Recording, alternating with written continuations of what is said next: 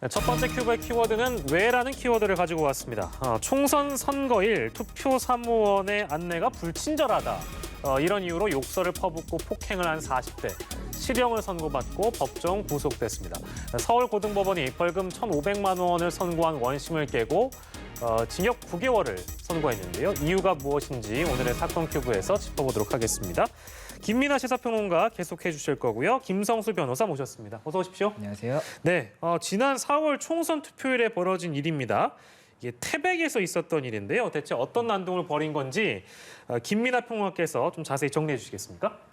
이 투표 사무원이 불친절했다 이런 이유로 투표소 난동을 벌였다는 것인데 이렇게만 들으면 아마 궁금하실 겁니다. 대체 얼마나 불친절했기에. 예. 그런데 이 사건 내용을 보면은 투표 사무원이 신분 대조를 위해서 좀 이름을 적어달라 이렇게 요청을 했는데 예. 왜 이름이라고 하는가? 이름이 아니라 성함이라고 해야 된다 이렇게 주장을 하면서 예. 이제 화를 냈다는 겁니다. 이분이. 그리고 이제 욕설을 하면서 좀 책상을 뒤엎는다든지 이런 좀 폭력적인 행위를 했고 예. 30분 동안 고성을 지르고 그러면서 투표시설까지 훼손했다는 거고요.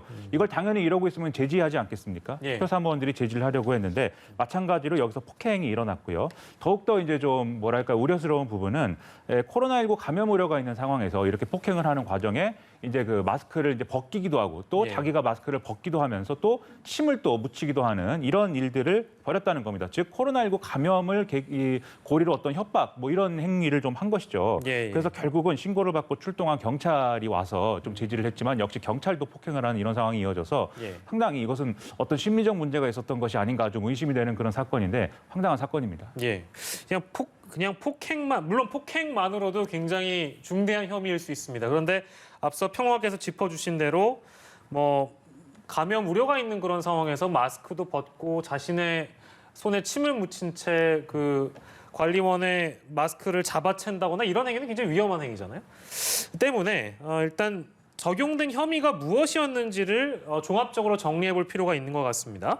김성수 변호사께서 이 40대에게 적용된 혐의가 어떤 혐의인지 좀 정리해 준다면요. 네, 이 해당 40대에 대해서 이제 검찰에서는 그 혐의를 이렇게 봤습니다. 이 지금 투표 사무원에 대해서 이 폭행을 했었고 그리고 네. 투표실에 대해서 훼손을 했지 않습니까? 네. 이 부분이 이제 공직선거법상 이 선거사무관리원에 대해서 이러한 폭행이나 교란 행위를 하면 이 부분 처벌 규정이 있습니다. 그래서 이제 공직선거법 위반으로 하나 이제 의유를 했었고 그리고 또 하나는 이제 경찰관도 폭행을 했고 이런 부분들이 있었기 때문에 네. 이 부분은 이제 직무를 집행하는 공무원에 대해서 폭행을 하는 경우에 공무집행 방해죄가 성립이 될 수가 있다고 보아서 예. 이 부분 혐의를 인정을 했었습니다. 그리고 이제 재판도 그렇게 진행이 됐고 이에 관련해서 이제 선고가 난 겁니다. 근데 전 잠깐 궁금한 게 이게 그 마스크는 개개인의 방역을 위한 거잖아요.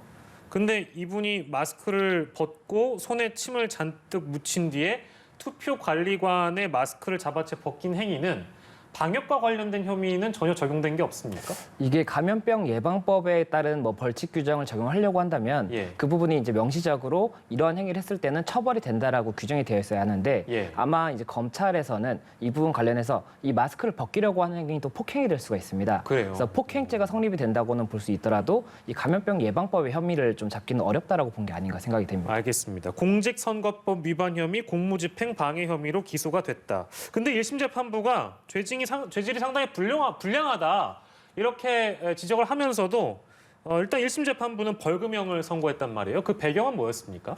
일단 죄질이 불량하다라는 것은 이 죄의 어떤 내용을 평가할 때 이것은 일반적으로 우연히 또는 돌발적으로 이렇게 이루어진 것이긴 하지만 어쨌든 앞뒤의 맥락상 보면은 상당히 우리가 용납할 수 없는 일이다라는 거는 그런 평가는 이제 한 것이죠. 다만 이제 법 조항을 적용한다든지 이렇게 양형을 좀 판단하는 데 있어서 이제 이분이 행사한 어떤 유형력이 비교적 크지 않다. 이 점을 들어서 벌금형을 이제 선고한 것이거든요. 예. 그러니까 앞서 말씀드린 마스크를 벗긴다든지 침을 묻힌다든지 폭행을 했다든지 이런 것들이 어떤 좀 피해의 정도라든가 이런 것들을 종합적으로 판단해 봤을 때 예. 일반적인 상황이었다라면은 이것은 그렇게까지 벌금형 이상이었던 큰 죄는 안 된다 이렇게 본 것인데 예. 다만 이러한 1심 재판부의 판단은 항소심에 가서는 이제 뒤집힌 그런 상황이고 예. 그렇기 때문에 앞서 말씀드린 대로 이렇게 좀 판결이 나왔다 이렇게 볼 수가 있겠습니다. 예, 1심과 항소심 재판부의 판단이 다른 이유는 저희가 짚어볼 텐데 1심 재판부 방금 이제 평론가께서 유형력이라는 표현을 해주셔가지고 늘 이제 선고 내용 보면 어려운 단어들이 가끔 나옵니다.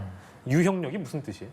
유형력이라는 것은 이제 그 힘을 써서 네. 폭행이 성립하는지 여부를 판단할 때 유형력의 행사가 있었는지가 기준이 되는데 예. 결국은 힘을 써서 어떠한 폭행을 했는지를 판단하는 기준이고 예. 그렇다 보니까는 폭행이 일반적으로는 뭐 주먹으로 폭행을 때린다든지 이런 것만 폭행으로 생각을 할 수가 있는데 예. 뭐 상추를 얼굴에 던진다든지 예, 예. 물을 뿌린다든지 이런 것도 유형력의 행사로 봐서 폭행으로 인정이 됩니다. 그래서 예. 말씀드렸던 것처럼 마스크를 잡아채는 행위도 아마 그런 이유 때문에 폭행이 인정된 것이 아닐까 이렇게 생각이 됩니다. 알겠습니다. 자, 그러면은 1심과 항소심의 판단이 다른 결정적인 이유는 그럼 뭐였어요, 변호사님? 이제 항소심에서는 이 지금 1심에서의 벌금형을 깨고 실형이 선고가 됐습니다. 네네. 그리고 이 부분 관련해서 이제 법원에서 이야기를 한 것은 주권자인 국민이 투표를 통해서 인의를 마음껏 표출하고 국가 권력을 제어할 기회를 갖도록 하는 건 민주주의의 근간 중 하나로 이를 해한 피고인을 엄히 처벌할 필요가 있다라고 지금 이야기를 했고 이와 함께 이 지금 40대가 폭행 관련 이미 형사처벌 전력이 여러 건이 있었고 예. 특히나 이 공무집행 방해 관련해서는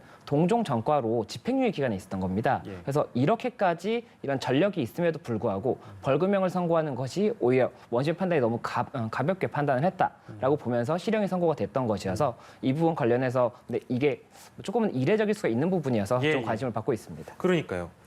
징역 9개월. 물론 그 양형에 대한 판단과 관련해서 저희 시간에 많이 이제 전문가 선생님들과 많이 다뤄봤는데 뭐 여러 가지 혐의들도 있고 여러 가지 범죄들이 있습니다. 근데 이제 그걸 상대적으로 비교해 보면 좀 뭐 무리가 있는 부분도 있고 아닌 부분도 있어서 하지만 이제 이런 혐의들과 관련해서 징역 9개월의 법정 구속. 김성수 변호사께서는 개인적으로 좀 어떻게 평가하고 싶으세요?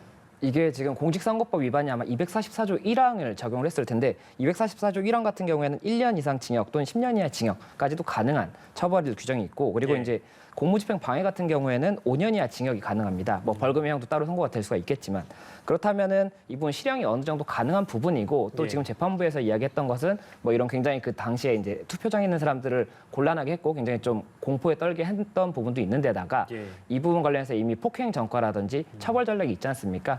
그렇다고 한다면은 이렇게 실형을 선고한다고 해서 그것이 굉장히 좀 이례적이다라고 볼 수는 없고 다만 1심에서 벌금형이 선고됐다가 항소심에서 실형이 선고되는 경우가 흔한 일은 아니기 때문에 예. 그 부분은 조금 관심을 받을 만하지 않나 이렇게 생각이 듭니다. 알겠습니다. 첫 번째 큐브 속 사건으로 만나봤습니다. 총선일 투표 사무원에게 욕설한 40대가 항소심에서 징역 9개월의 엄벌에 처해졌다. 첫 번째 사건이었습니다.